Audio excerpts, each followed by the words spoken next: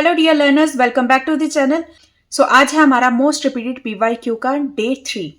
सो इस most repeated PYQ में हम जितने भी अब तक के मोस्ट इंपॉर्टेंट क्वेश्चंस हैं, जितने भी रिपीटेड क्वेश्चंस हैं और एक चैप्टर पे जितने भी हमारे पास कॉन्सेप्ट बेस्ड क्वेश्चन बन सकते हैं, वो सभी क्वेश्चंस को हम डिस्कस करते हैं। चैप्टर में जितने भी टॉपिक्स हैं, हर एक टॉपिक से हम क्वेश्चंस लेते हैं, डिस्कस करते हैं कि इसको किस तरह से सॉल्व किया जाएगा, क्या अप्रोच रहेगी और इसके पीछे क्या बेसिक कॉन्सेप्ट है, वो भी हम साथ के साथ रिवाइज करते हैं। सो चैनल को सब्सक्राइब कर लीजिए ताकि इस सीरीज की कोई भी वीडियो आपसे गलती से भी मिस ना हो पाए। सो करते हैं हम स्टार्ट। सो डे 3 में हम करेंगे अपना chapter number 3, that is pair of linear equations in 2 variables. So देखते हैं इस चैप्टर से किस किस तरह के क्वेश्चंस बनते हैं और साथ ही देखें कि जितनी भी वर्ड प्रॉब्लम्स बनती है वो सब कैसे सॉल्व करनी है। फिर चाहे आपकी वो न्यूमिनेटर डिनोमिनेटर पे बेस्ड हो, एज पे बेस्ड हो, स्पीड पे बेस्ड हो या कोई भी, हर तरह के क्वेश्चंस हम सॉल्व करेंगे। सो question number 1 is the value of k for which the pair of linear equation 5x plus 2y minus 7 is equal to 0 and 2x plus ky plus 1 is equal to 0 do not have a solution is। हमें यहाँ पे pair of linear equation दी है, 2 linear equations दी गई हैं, हमें k की value find करनी है। ये है k, इसकी वैल्यू हमें फाइंड करनी है और कंडीशन गिवन है कि इस पेयर ऑफ लीनियर इक्वेशन का कोई भी सॉल्यूशन नहीं है, do not have a solution. जब भी आपको कोई क्वेश्चन मिलेगा, जब भी आप पेपर पे सॉल्व कर रहे होंगे, सबसे पहले जो क्वेश्चन में कंडीशन गिवन है और जो आपको फाइंड करना है, दोनों चीजें अंडरलाइन जरूर करना। क्योंकि कभी कभार ऐसा हो जाता है हम क्वेश्चन तो सॉल्व कर लेते हैं लेकिन हमें फाइंड क्या करना है वही हम उसी से भटक जाते हैं, वही हम भूल जाते हैं। इसलिए उसको भी अंडरलाइन करना है और कंडीशन क्या गिवन है उसको भी जरूर से अंडरलाइन करना है। नाउ क्वेश्चन में क्या बोला कि हमारे पास यहाँ पे सॉल्यूशन नहीं है, नो सॉल्यूशन है। सो पेयर ऑफ लीनियर इक्वेशन जिसका नो सॉल्यूशन हो उसकी कंडीशन क्या होती है? सबसे पहले कंडीशन हमारी होती है a1/a2 is equal to b1/b2 but not equal to c1/c2। तो हम इसमें उसी बेस पे k की वैल्यू फाइंड करेंगे। नाउ अगर हम बात करें k1 a1 a2 की, सो पहले लिख लेते हैं a1/a2 is equal to b1/b2 not equal to c1/c2। Value put करेंगे इसमें। a1 की वैल्यू है 5, a2 की वैल्यू है 2 इज इक्वल टू b1 की वैल्यू है 2, b2 हमारा है k not equal to c1 की वैल्यू है -7, c2 की वैल्यू है 1। अब एक बात ध्यान रखना, जब भी आपको कोई ऐसे क्वेश्चन सॉल्व करने हैं जहां पे आपको रेशियोज को देखना है, सबसे पहले ध्यान रखना कि आपका जो c1 c2 है, c की जो वैल्यू है वो भी आपकी लेफ्ट हैंड साइड में होनी चाहिए। ऐसा नहीं होना चाहिए कि इक्वल टू में हो तो वो गलत हो जाएगा। इक्वल टू में हमेशा 0 होना चाहिए, जो भी इक्वल टू में 0 के अलावा है उसको लेफ्ट हैंड साइड पे लेकर आना है और फिर देखना है वो वेरिएबल है या नहीं है। नहीं है तो वो c की वैल्यू है, ये इंपॉर्टेंट है। अब ये हमने कंडीशन लिखनी, हमें k की वैल्यू फाइंड करनी है। k की वैल्यू हम कैसे फाइंड करेंगे? यहाँ पे ये भी बन सकता है, ये भी बन सकता है। हमें k की वैल्यू निकालनी है, क्या वैल्यू होगी, और k हमारा b की टर्म्स में है, b वाली जगह पे, तो हम सिंपल इसको लेंगे और इधर से क्रॉस मल्टीप्लीकेशन करके k की वैल्यू फाइंड करेंगे। So 5/2 is equal to 2/k, 5k is equal to 4, k is equal to 4/5। ये आ गई आपकी k की वैल्यू। अगर k आपका यहाँ पे नहीं होकर c की कहीं जगह पे होता, नॉट इक्वल टू वाली जगह पर होता और हमें तब सॉल्व करना होता, तब हम क्या करते, हम ये वाला पेयर लेते और बोलते कि k की वैल्यू इसके इक्वल नहीं है। तो ध्यान रखना कब आपका इक्वल टू यूज हो रहा है, कब आपका नॉट इक्वल टू यूज हो रहा है, उस तरह से आपको वैल्यूज को लिखना है। अब अगर आपको याद नहीं रहता कि आपको नो सॉल्यूशन में वैल्यूज क्या होती है, इनफाइनाइट सॉल्यूशन में क्या होती है, यूनिक सॉल्यूशन में क्या होती है, तो मैं उसके लिए बता दूं। यूनिक सॉल्यूशन तो काफ़ी इजी है, a1/a2 is not equal to b1/b2, ये तो हो गया यूनिक सॉल्यूशन। अगर a1/a2 आपका b1/b2 के इक्वल आता है तब कंडीशंस बनती है 2, एक होती है आपकी इनफाइनाइट की, एक होती है आपकी नो सॉल्यूशन की। अब किस में आपका इनफाइनाइट यूज होगा, किस में नो सॉल्यूशन होगा, वो डिपेंड करता है आपका c1/c2 पे। अगर a1/a2 b1/b2 c1/c2 तीनों इक्वल हैं तो आपका जो सॉल्यूशन है इनफाइनाइट आएगा। क्यों इनफाइनाइट आएगा उसको कैसे याद करेंगे? याद करेंगे कि तीनों की वैल्यू सेम है, तीनों से हमें अच्छा खासा कंक्लूजन मिल रहा है। अगर तीन लोग हैं, तीन लोग सेम बात कर रहे हैं, सेम बात करने पे हम बहुत इनफाइनाइट टाइप्स के क्वेश्चंस कर सकते हैं, इनफाइनाइट टाइप्स की चीज़ें कर सकते हैं, क्योंकि तीनों की थिंकिंग सेम कर रही है, सेम मैच कर रही है, तो इसलिए हो गया इनफाइनाइट। अगर हमारे पास a1/a2 b1/b2 के इक्वल तो आ गया, लेकिन c1/c2 के इक्वल नहीं आया, तब होता है नो सॉल्यूशन। अब इसको कैसे याद रखेंगे, ये फर्स्ट पर्सन है, ये सेकंड पर्सन है, ये थर्ड पर्सन है। फर्स्ट सेकंड की बात आपस में मैच करी, लेकिन थर्ड के साथ नहीं मैच करी, तो क्या होगा, इस पूरे ग्रुप का कोई कंक्लूजन ही नहीं निकलेगा, कोई सॉल्यूशन नहीं निकलेगा, क्योंकि कोई आपस में बात मैच ही नहीं कर रही। तीन लोगों की बात मैच होना जरूरी था, सो इसीलिए नो सॉल्यूशन। तो इस तरह से भी आप याद कर सकते हो। Now question number second, the pair of linear equations 2x is equal to 5y plus 6 and 15y is equal to 6x minus 18 represent two lines which are, हमें यहाँ पे पेयर ऑफ लीनियर इक्वेशन दी है, दो linear equations given है, और हमें बोलना है कि ये दोनों जो इक्वेशंस है ये कौन सी टू लाइंस को रिप्रेजेंट करती है। टू लाइंस की बात की जा रही, इसका मतलब वो पूछ रहे हैं कि क्या ये दोनों लाइन इंटरसेक्ट होगी, कोइंसिडेंट होगी या पैरेलल होगी, ये हमें बताना है। कैसे पता चलेगा, वैसे ही a1 a2 का रेशियो देखकर फिर फाइंड करेंगे। लेकिन यहाँ पे आप देखो तो हमारे पास इक्वल टू में जीरो नहीं है। मैंने आपको क्या बोला था, इक्वल टू में जीरो होना जरूरी है। तो हम क्या करेंगे, इनको पहले जनरल इक्वेशन की फॉर्म में बनाएंगे।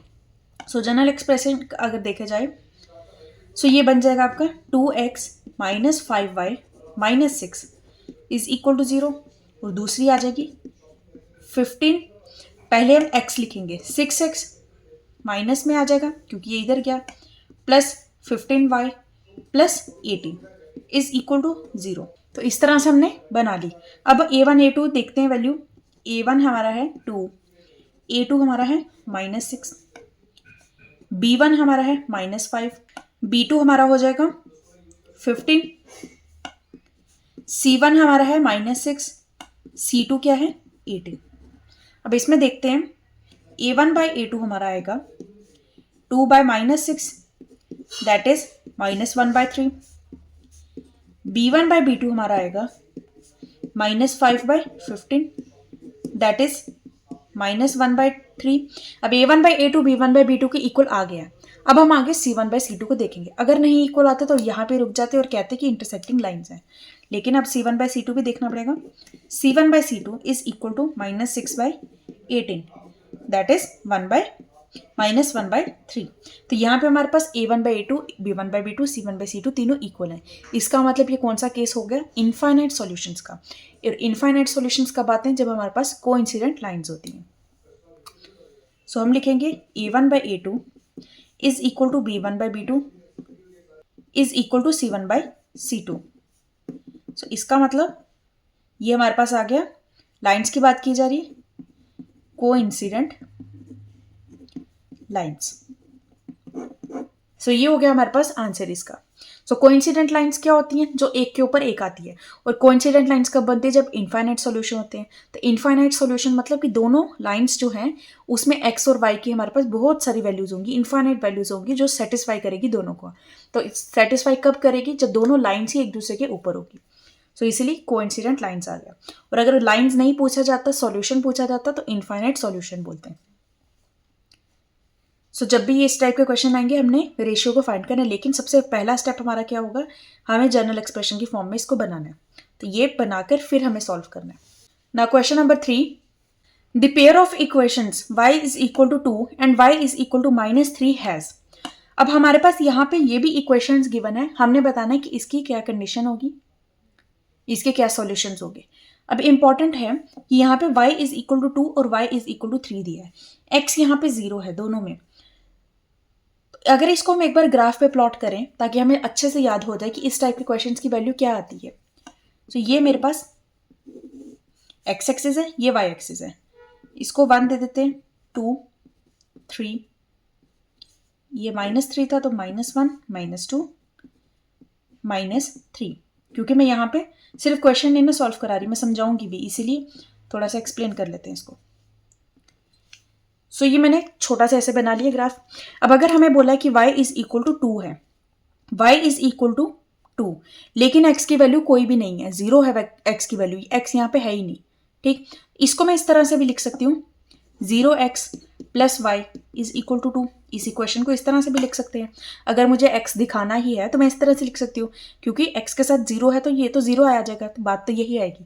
लेकिन इस तरह से क्यों दिखाया, ताकि मैं x और y की कुछ वैल्यूज ले सकूँ प्लॉट करने के लिए। अब अगर x की वैल्यू हम 1 पुट करते हैं तो y की वैल्यू आ जाएगी 2। x की वैल्यू 2 पुट करेंगे तब भी y की वैल्यू 2 आएगी। x की वैल्यू आप कुछ भी पुट करो, क्योंकि मल्टीप्लाई में 0 है तो 0 ही आ जाएगा वो, तो y की वैल्यू तो 2 ही रहेगी। मतलब कि x की वैल्यू में अगर 1 पुट करती हूँ तब भी y की वैल्यू 2 आएगी, x की वैल्यू 2 पुट करूंगी तब भी y की वैल्यू 2 आएगी, x की वैल्यू 3 पुट करूंगी तब भी 2 आएगी। इसका मतलब x की आप कुछ भी वैल्यू पुट करो, y आपका कांस्टेंट है। अगर y कांस्टेंट है तो उसकी लाइन जो है वो इस तरह से बनेगी, जो कि पैरेलल होगी x एक्सिस के। ठीक, उसी तरह से अगर y इज इक्वल टू -3 है, सेम ऐसी अगर हम इस पर कंडीशन बनाए तब भी हम x की कुछ भी वैल्यू पुट करेंगे, y की वैल्यू तो -3 ही आएगी। तो इसका ग्राफ भी इस तरह से बनेगा। इसका मतलब जब भी आपके पास कोई इक्वेशन इस तरह से दी है जिसमें एक वेरिएबल मिसिंग है, तो जो आपका ग्राफ बनता है वो मिसिंग वाले के पैरेलल बनता है। y इज इक्वल टू 2 था तो ग्राफ क्या बना, x के पैरेलल। x इसमें मिसिंग था तो इसलिए x के पैरेलल बना, क्योंकि जो मिसिंग है उसकी हम वैल्यू कुछ भी ले सकते हैं, पर जो गिवन है उसकी वैल्यू तो कांस्टेंट है। y बताया गया है 2 है तो वो 2 ही रहेगा, इसलिए वो तो कांस्टेंट रहेगा। तो इससे आप थोड़ा विजुअलाइज करके आपको याद रहेगा कि अगर इस तरह के कंडीशंस गिवन है, इसका मतलब क्या होता है, y इज इक्वल टू दिया तो x के पैरेलल होगा। इसी तरह से अगर x इज इक्वल टू 2 दिया होता, x इज इक्वल टू -3 दिया होता, तो वो जो लाइंस बनती है वो y के पैरेलल होती। ठीक, तो ये ध्यान रखना। अब क्योंकि दोनों लाइंस हमारी x के पैरेलल है तो इसका मतलब ये आपस में भी एक दूसरे के पैरेलल है, वो पैरेलल ही चलेंगी। तो इसमें हमने क्या बताना है कि पेयर ऑफ इक्वेशन, इन दोनों इक्वेशंस का पेयर जो होगा उसके हैज लिखा है तो कितने सॉल्यूशंस होंगे वो पूछ रहे हैं। तो पैरेलल लाइंस है मतलब नो सॉल्यूशन, सो हम लिखेंगे हैज नो सॉल्यूशन। सो ये क्वेश्चन तो इजी था, लेकिन इसमें कॉन्सेप्ट बहुत इंपॉर्टेंट है समझना। सो कभी ऐसा भी हो सकता है आपको एक इक्वेशन तो पूरी प्रॉपर दी जाए, एक्स और वाई दोनों हों, एक इक्वेशन आपको इस तरह से दी जाए, तो भी आपको ऐसे ही सॉल्व करना है। इसको याद रखना है, जो मिसिंग है उसके पैरेलल बनेगी। Now question number 4। सो अब हमारे पास आ जाती है वर्ड प्रॉब्लम्स। वर्ड प्रॉब्लम्स में हमारे पास इस चैप्टर में बहुत टाइप्स की वर्ड प्रॉब्लम्स है। सभी टाइप्स को एक बार देख लेंगे जो भी क्वेश्चन आएंगे, ताकि मैं आपको बता सकूं किन क्वेश्चंस को किस तरह से अप्रोच करनी है। सो ये क्वेश्चन हमारा एज के बेस्ड है।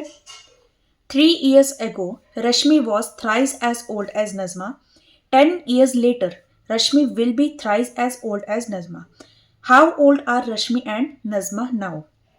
क्वेश्चन हमारा एज पे बेस्ड है। हमें बोला गया है 3 साल पहले रश्मि की एज कितनी थी, थ्राइस थी नज़मा के। थ्राइस का मतलब 3 टाइम्स ज़्यादा थी, 3 प्लस नहीं बोला, थ्राइस बोला है। तो रश्मि की एज कितनी थी, जितनी नज़मा की है उसका थ्राइस 3। और 10 ईयर लेटर, 10 साल बाद रश्मि की एज कितनी होगी, twice as old as Nazma, जितनी नज़मा की होगी उसका डबल। तो हमने बताना कि अब कितनी एज होगी। तो सबसे पहले हम अब वाली ही लेट करेंगे, जो भी पूछा होता है उसको हम लेट करते हैं। So let present age of Rashmi X, present age of Nazma Y. X और वाई हमने लेट कर ली। अब हम क्या करेंगे, कंडीशंस लिखेंगे। तो हम लिखेंगे पहले 3 years एगो, 3 साल पहले इनकी एज होगी कितनी, इन जनरल होगी कितनी, फिर बाद में हम कंडीशन लगाएंगे। 3 साल पहले रश्मि जो होगी अभी जितनी है उससे 3 कम होगी, सो x -3 होगी। अभी हमने अगर लेट किया कि x ईयर्स की है तो 3 साल पहले कितनी होगी, x -3 होगी। और नज़मा कितनी की होगी, वो भी 3 साल कम होगी ना अब से, तो y -3 होगी। ठीक है, वैसे हम 10 years लेटर भी देख लेते हैं। 10 years लेटर, लेटर मतलब बाद में। तो रश्मि की एज कितनी होगी, अभी जितनी है उससे 10 ज़्यादा, x + 10। और नज़मा की कितनी होगी, अभी जितनी है उससे 10 ज़्यादा, y + 10। Now according to question, 3 साल पहले का कंडीशन क्या गिवन था कि रश्मि की एज नज़मा की थ्राइस थी, 3 गुना ज़्यादा थी, 3 गुना इक्वल थी। जितनी रश्मि की है उस वो कितनी है, नज़मा क्या थ्राइस है। सो रश्मि की कितनी थी एज 3 साल पहले, x-3 थी, और ये x-3 किसके इक्वल है, थ्राइस है y-3 के। अब हमने एक बार इक्वेशन बना ली, अब इसको हम वापस चेक करेंगे क्या ये सेटिस्फाई कर रही है या नहीं। हमें क्या बोला कि रश्मि कितनी होगी, thrice as old as Nazma, Nazma जितनी है उसका थ्राइस, नजमा जितनी है उसका थ्राइस किया, वो किसके इक्वल आया, रश्मि के। तो ये हमने सही इक्वेशन बनाई है। अब इसको थोड़ा सा सॉल्व करते हैं, नॉर्मल इक्वेशन में बनाते हैं। So x-3 is equal to 3y-9। So x is equal to 3y-6, इसको देंगे इक्वेशन नंबर 1। अब इसी तरह से हम 10 ईयर्स लेटर की देखेंगे। 10 ईयर्स लेटर की कंडीशन क्या है कि रश्मि की एज कितनी होगी, जितनी नजमा की होगी उसका डबल, उसका ट्वाइस। तो इनकी 10 ईयर्स लेटर जो भी है उसमें डबल मल्टीप्लाई कर देंगे।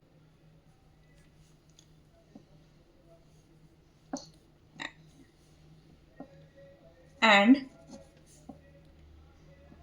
x प्लस 10 किसके इक्वल है, ट्वाइस y प्लस 10 के।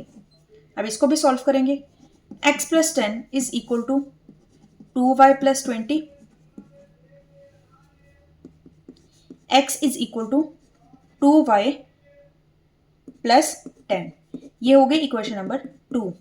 अब हमने दोनों इक्वेशन को x के टर्म्स में लिखा है, x इज इक्वल टू में लिखा हुआ है, तो दोनों इक्वेशंस को सिंपली हम सॉल्व करेंगे इक्वेट करके, या ऐसा कह लो कि फर्स्ट इक्वेशन से x की वैल्यू को सब्स्टिट्यूट करेंगे सेकंड में।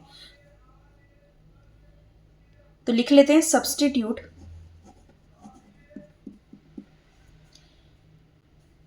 फर्स्ट इन सेकंड में हमने फर्स्ट को सब्स्टिट्यूट करना है, तो x की जगह पे हम लिखेंगे 3y-6 किसके इक्वल है, 2y प्लस 10। सो y वाली टर्म इधर जाएगी, -6 इधर आएगा। So 3y-2y is equal to y is equal to 10 plus 6 16। So y की वैल्यू हमें मिल गई 16, और ये किसकी एज है, नजमा की। y मिल गया x पुट करके, x की वैल्यू हम फाइंड कर लेंगे y को पुट करके, तो किसी में पुट कर लेते हैं। Substitute y is equal to 16 in first में कर लेते हैं, x is equal to 3 into 16 minus 6, that is x is equal to 48 minus 6, x is equal to 42। x की वैल्यू भी आ गई, और हमें क्वेश्चन में क्या पूछा था, प्रेजेंट एज बतानी है। प्रेजेंट एज ही हमने लेट की थी x और y, तो इसका मतलब रश्मि की एज हो गई 42 और नजमा की एज हो गई 60। तो लिख लेते हैं therefore रश्मि's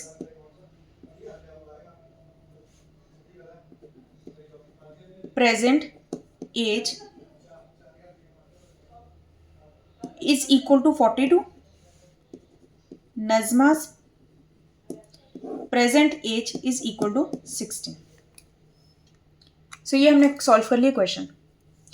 now question number 5। So question number 5 हमारा न्यूमिनेटर डिनोमिनेटर पे बेस्ड है, मतलब फ्रैक्शन पे बेस्ड है।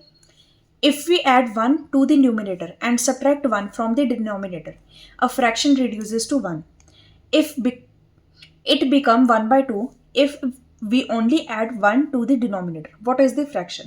हमें बोले कि अगर हम न्यूमिनेटर में 1 को ऐड करें, डिनोमिनेटर में 1 को सब्ट्रैक्ट करें, तो पूरी की पूरी फ्रैक्शन जो आपकी 1 के इक्वल आ जाती है।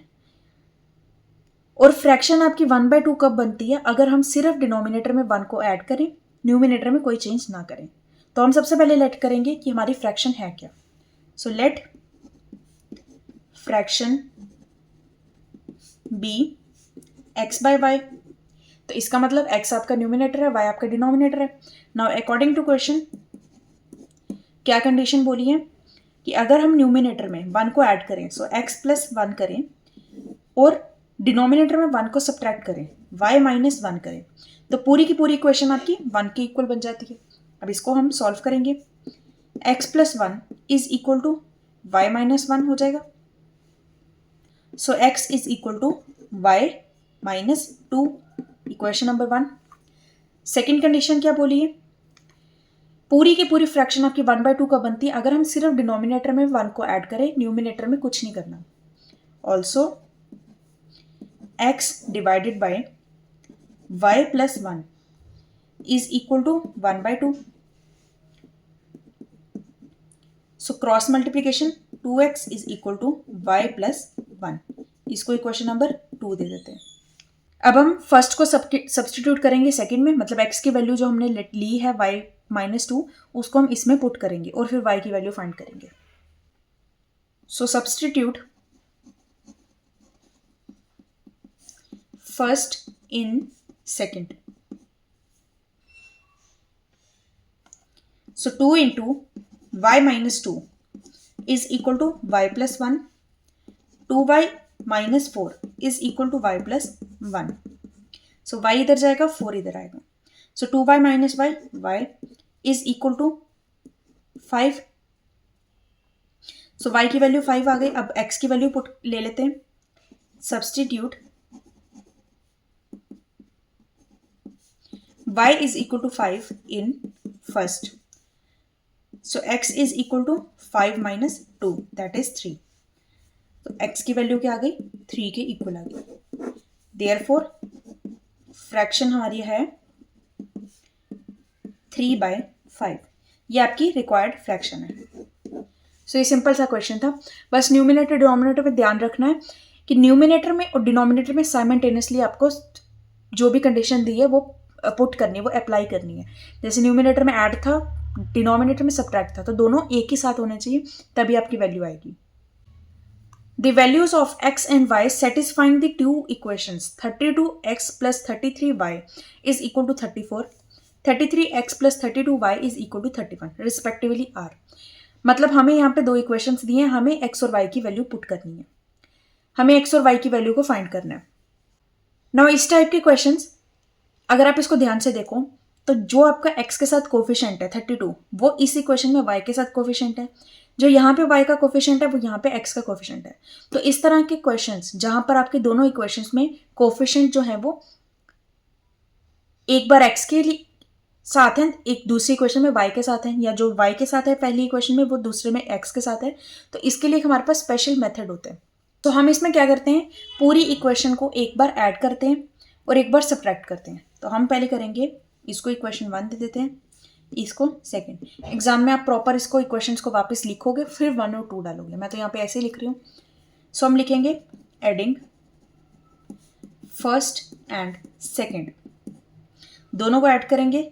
सो 32x plus 33y plus 33x plus 32y is equal to 34 plus 31। So 33 और 32 दोनों को ऐड करेंगे, 65x, वैसे यहाँ पे भी ऐड करेंगे 65y इज इक्वल टू यहाँ पे भी आपके पास 65 ही आ रहा है। तो देखो आप इसमें सब में अगर आप 65 को कॉमन निकाल देते हो तो यहाँ वाला 65 और यहाँ वाला 65 कैंसिल हो जाएगा। सो वैल्यू आ जाएगी x plus Y is equal to 1। ये आपके पास आ गई थर्ड इक्वेशन। अब हम करेंगे सब्ट्रैक्टिंग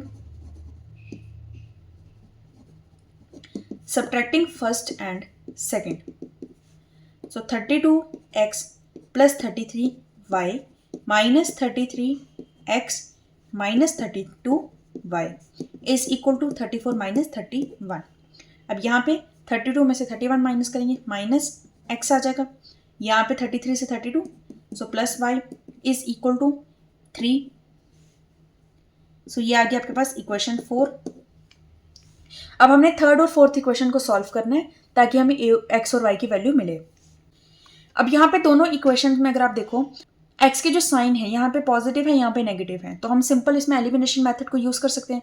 थर्ड और फोर्थ को ऐड करेंगे तो x हमारा एलिमिनेट हो जाएगा। Adding third and fourth, x plus y minus x plus Y is equal to 1 plus 3, ये कैंसिल हो जाएगा। 2y is equal to 4, y is equal to 2। y की वैल्यू आ गई, x की वैल्यू भी निकाल सकते हैं इसी में, यही y की वैल्यू हम पुट कर देते हैं फर्स्ट में, substitute y is equal to 2 in third, so x plus 2 is equal to 1, x is equal to -1, so x की वैल्यू भी आ गई हमारी। सो सिंपल क्वेश्चन है, बस ध्यान रखना जब इस तरह का कोई पैटर्न बन रहा है आपका कोफिशिएंट वाला, उसमें आपने इन दोनों इक्वेशंस को एक बार ऐड करना है, एक बार सब्ट्रैक्ट करना है, जो नई दो इक्वेशंस मिलेगी उसको फिर सॉल्व करना है। Now question number 7, the sum of the digits of a 2-digit number is 9. Also 9 times this number is twice the number obtained by reversing the order of the digit. Find the number. हमें question में बोला है कि हमारे पास एक 2-digit number है, digits का जो सम है वो 9 के इक्वल है। सेकेंड कंडीशन में बोला है इस नंबर का अगर हम 9 टाइम्स करें तो वो किसके इक्वल आता है, ट्वाइस होते हैं, इसी नंबर के अगर हम डिजिट्स को रिवर्स कर दें उसके इक्वल आता है। तो हमें नंबर को फाइंड करना है, तो समझते हैं। सबसे पहले हमारे पास 2-digit नंबर है, वंस और टेंस पोजीशन पर होगा। हमें बोला है कि दोनों नंबर्स का, दोनों डिजिट्स का सम जो है वो 9 के इक्वल है। फर्स्ट कंडीशन ये बोली। दूसरी कंडीशन बोली कि इस पूरे नंबर का 9 टाइम्स करो। अगर इस पूरे को हम 9 के इक्वल मल्टीप्लाई करें, 9 से मल्टीप्लाई करें तो वो किसके इक्वल आता है, इसी नंबर्स का वन टेंस का जो डिजिट है उसका अगर हम रिवर्स कर दें, उसका हम ट्वाइस करें, उसके इक्वल आते हैं। तो सबसे पहले हम लेट करेंगे, let digit in ones place x, digit in tens place is equal to y। हमने डिजिट की बात की, डिजिट लेट कर रहे हैं हम x और y। तो नंबर क्या बन जाएगा, सबसे पहले तो नंबर हमारा हो जाएगा 10y प्लस x, ये नंबर हो जाएगा। क्योंकि अगर हमारे पास नंबर है कोई 23 जिसमें 3 हमारा वंस में है, 2 हमारा टेंस में है, तो ये नंबर हमारा कैसे बनता है एक्चुअली 20 + 3 करके। और 20 कैसे बने, 2 जो नंबर है, 2 डिजिट जो है हमारा टेंस पे, उसको हमने 10 से मल्टीप्लाई किया, 2 को 10 से मल्टीप्लाई किया तो हमारा 20 बना। तो वही हमने किया, टेंस पोजीशन पे जो हमारा डिजिट था उसको हमने 10 से मल्टीप्लाई किया, प्लस किया फिर वंस पोजीशन वाले को, तो ये हमारे पास नंबर हो गया। और अगर हम इसको रिवर्स कर दें तो रिवर्स्ड नंबर क्या हो जाएगा, वो हमारा बन जाएगा 10x + y। क्योंकि रिवर्स में क्या है, वंस पोजीशन वाला टेंस में हो जाएगा, टेंस वाला वंस में आ जाएगा, तो ये हमारे पास हो जाएगा। अब according to question, first condition क्या बोली है कि x + y जो है, दोनों डिजिट्स का सम जो है वो 9 के इक्वल है। तो ये फर्स्ट इक्वेशन आ गई। सेकेंड में क्या बोला, नंबर का अगर आप 9 टाइम्स करो, so 9 also 9 into 10y + 3 + x is equal to किसके इक्वल होता है, ट्वाइस रिवर्स वाले के, 10x + y। सो इसको सॉल्व करेंगे, 90y + 9x is equal to 20x + 2y। सो ये 2 इधर जाएगा, सो 90 - 2 88 y इज इक्वल टू ये 9 यहां पर आएगा, सो 20 - 9 11 x। अब दोनों में से हमारा 11 कैंसिल हो सकता है, सो वैल्यू आ जाएगी x is equal to 8y। इसको देंगे इक्वेशन नंबर 2। अब बस x की वैल्यू 8y को हम पुट करेंगे फर्स्ट इक्वेशन में। So substitute second in first. So x की जगह हम लिखेंगे 8y + y is equal to 9, 9y is equal to 9, y is equal to 1। y की वैल्यू 1 आ गई। Again substitute y is equal to 1 in second, so x is equal 8 into 1 that is 8। So x और y की value हमारे पास आ गई। तो number हमारे पास क्या आ जाएगा, therefore number is equal to 10 into 1 + 8 that is 18। So इसी के साथ हमारा ये चैप्टर कंप्लीट हो गया। आई होप आपको ये समझ आया होगा। सभी बेसिक कॉन्सेप्ट जितने भी हैं सब किए, वर्ड प्रॉब्लम्स जो जो बन सकती थी वो सारी हमने सॉल्व की। सो अगर आपको आज का सेशन यूजफुल लगा तो अपने फ्रेंड्स के साथ शेयर करना वीडियो को और लाइक करना, and also subscribe my channel for upcoming videos. Till then take care, bye bye, thank you so much.